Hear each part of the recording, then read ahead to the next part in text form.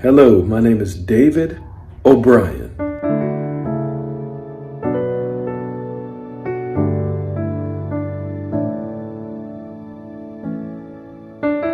And I'm here for your success in the areas of purity.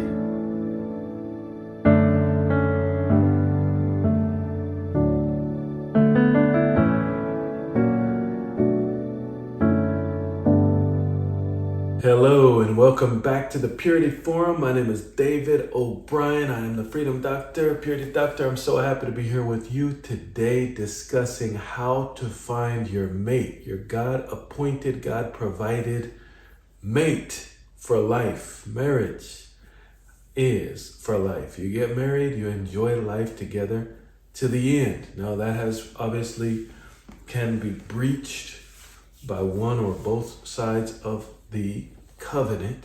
It's a covenant, so it's not really supposed to be breachable. That's why it's for life.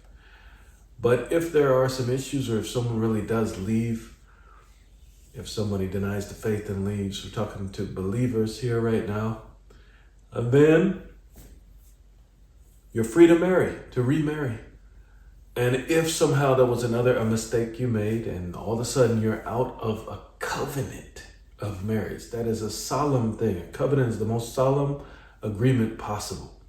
And you have covenants with God, you have covenant with people, and marriage is the number one covenant.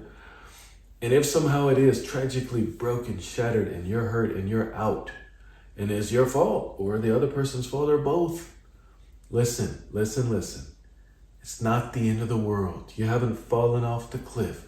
You are being rescued back to stability, and you can walk in with head held high, great dignity, because Christians are often the most vicious, religiousized people there are. And some of you have experienced that. They're like sharks. So, and not just Christians, other religious people too, because they measure success and goodness and all this stuff, whereas God is the God of mercy.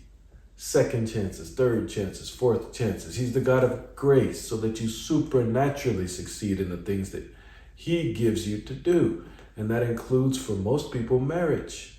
Your marriage will be melded and put back together by God. Or not necessarily back together, put together and mended and strengthened by God Himself. That's what He's looking to do. God didn't make life easy without Him. It's very difficult without Him. But with Him, He will mend. He will keep together a house. He'll keep it together. God Himself. So that's where human beings, with all of our adulthood knowledge, know-how, need to learn the skill, the art, the habit of what they say, let go and let God. In other words, submitting to God and saying, help me in my life, in my situation. Submitting means you yield to Him and you give Him everything. It's in a way to be continual, but it's something you have to stop and do sometimes. And you remind yourself, everything I have is the Lord's. I'm devoted fully to you, Father. And when you do that, God Himself takes your problems personally, and He helps in every area. So this is supernatural success in marriage. This is how to keep a house together and all this good stuff. But I mentioned that I'd tell you about how to find your mate, how to find someone you can live with for the rest of your life of a high caliber quality, such as you. If you're concerned with that, if you're desiring that, then you, my friend, are already in a category of high quality caliber people. People who don't just think about the short term or what they can get or something like that. You're thinking long term, and you're thinking about family success. You're thinking about many other things. So how do you do it? How do you get it? Okay, very simple. Very simple. Answer's simple. Rely on God. Now, for some people, they don't know what I mean by that. That's where it seems a little complicated. No, it's simple. Rely on God, on His provision. First of all, how do you rely on God? Don't lean on your own understanding about how to find a wife or husband, where to find a wife or husband. Ask for His help for his advice and for wisdom. And ask, believing that you've already received it and it will be yours. So it's not a begging prayer. It's not a shot in the wind prayer. It's not this kind of religious prayer where you're asking over and over and really you don't even know or think God's even heard you. And you really don't think he'll do it for you necessarily. Say, if he wills. No, that's not how it works, my friend. That's not how it works. It says, ask in faith, nothing doubting.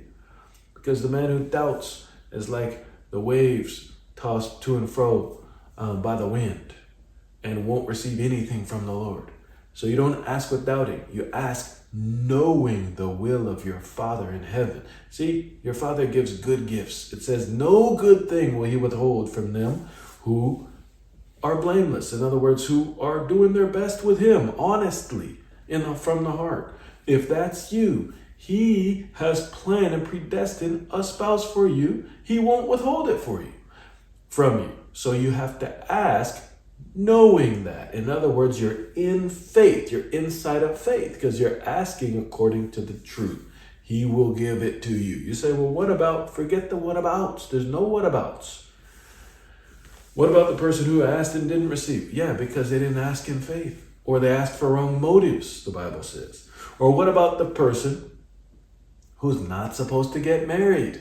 The Bible's very clear about that there are a group of people, they are given a special kind of high status within the kingdom, and they specifically serve the king on mission focus in such a unique way, and they really don't even want to get married. That's the key about them. That separates you from them if you're still listening to this broadcast.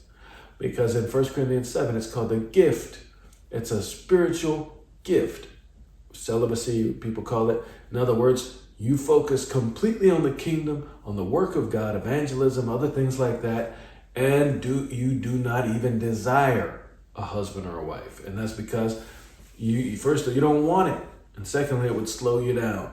There are a small percentage of believers, and it's just, you can know if you're that or not based on if you have the desire. If you're suppressing the desire, saying, no, I want to be a eunuch for the king. No, that's wrong. But if you have the desire for that, you can have it. Now, if you have desire for a spouse, you can have the person. So in addition to what I've said so far, which is don't lean on your own understanding about planning, about where to look, about all those things.